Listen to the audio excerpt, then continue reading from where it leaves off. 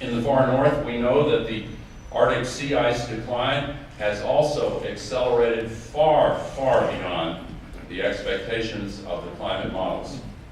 The April 2009 Arctic Marine Shipping Assessment, the result of a 4-year study by the Arctic Council, states, and I quote, "There is a possibility of an ice-free Arctic Ocean for a short period in summer, perhaps as early as 2015.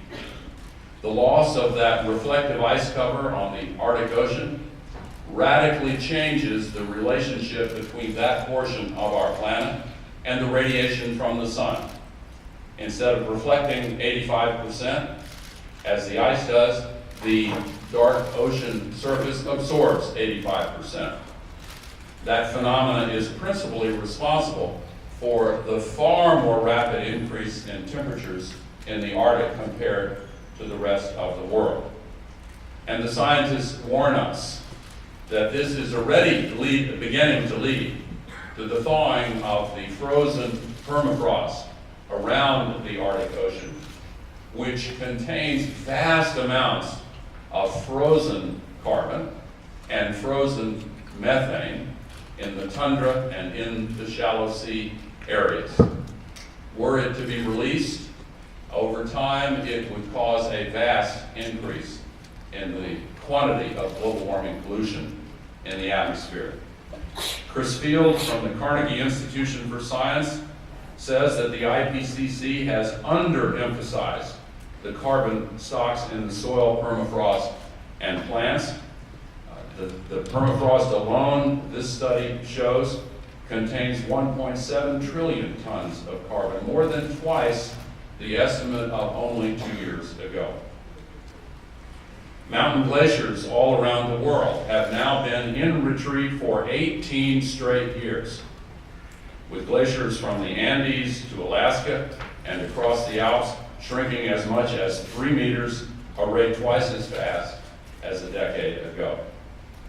The effect of these and other climate impacts is that projections now suggest clearly that water scarcity will occur in many regions around the world, including southern and northern Africa, the Middle East, parts of the Andean region, the southwestern United States, the Mediterranean, Central Africa, the Indian subcontinent, and most of the nations surrounding the Himalayas, where there is 100 times as much ice and snow as in all the mountains of Europe. Our forests are suffering as well. Tree mortality in North American old-growth forests has doubled in the last half-century, primarily due to climate change. New data from the United Kingdom's Met Office shows that even a global cessation of emissions by 2050 could lead to the loss of up to 40% of the Amazon rainforest. In the face of effects like these, clear evidence that only reckless fools would ignore, I feel a sense of frustration, as I'm sure many of you do, at the inability of our political systems to make bold commitments, even when all of this evidence shows the need for urgent action. It has been 150 years this year since the great Irish scientist John Tyndall first discovered that CO2 traps heat. The same year the first oil well was drilled in Pennsylvania. It has been 21 years since the peak of public concern about global warming in 1988.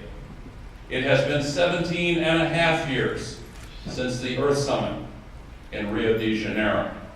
It has been 12 years since Kyoto. We've been at this a long time.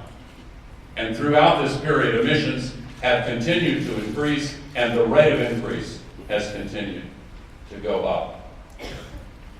This meeting is crucial. It must be a turning point. It will not lead to a binding treaty, we know that. But it must lead to an agreement that has the characteristics that are sufficient to lay the foundation for a binding treaty next year. I'm willing to consider any alternatives because the climate doesn't care how we reach a solution, only that we reduce to 350 parts per million or below. But what is the alternative to a treaty that looks like what we are aiming to negotiate here?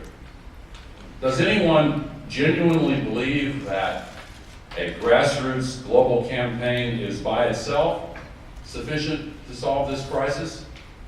It is necessary, and I hope that it will occur, emerge, and grow.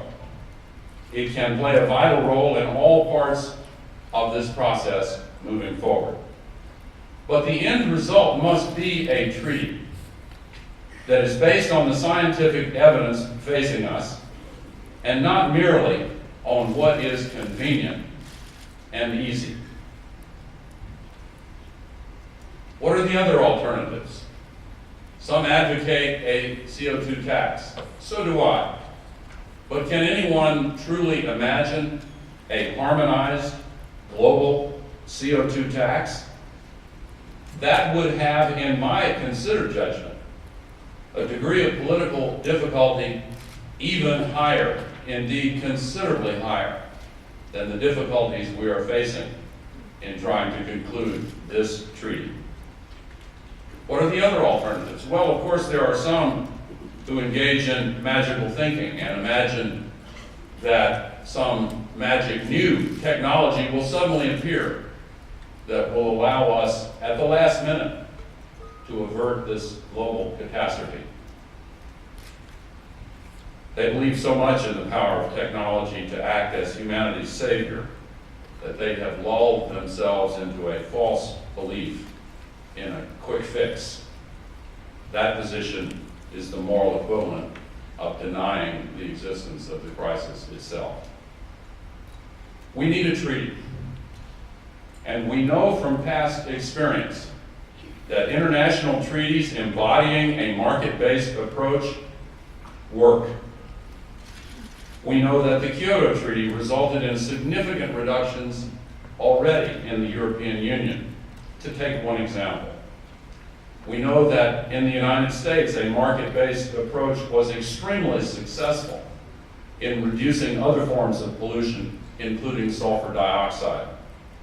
And we have every indication that it can work again. What we need here is a fair, ambitious, and binding agreement. There is no alternative. We also know that when we leave Copenhagen at the end of this week, that the road ahead is fraught with further difficulties. We know that what we accomplish here will serve as the basis for another meeting next year to finalize the treaty. We also know that between now and then, the United States Senate will vote on legislation to cut the emissions of global warming pollution. I can tell you, having worked with the members of the United States Senate, that I believe they are very close to having sufficient votes to pass this legislation. As a citizen of the United States, and no more, I will ask those among my fellow U.S. citizens who share my sense of urgency to join me in asking President Obama and the leadership of the United States Senate to set a deadline of April 22nd, 2010, the 40th anniversary of Earth Day, for final action on the U.S. legislation. As a member of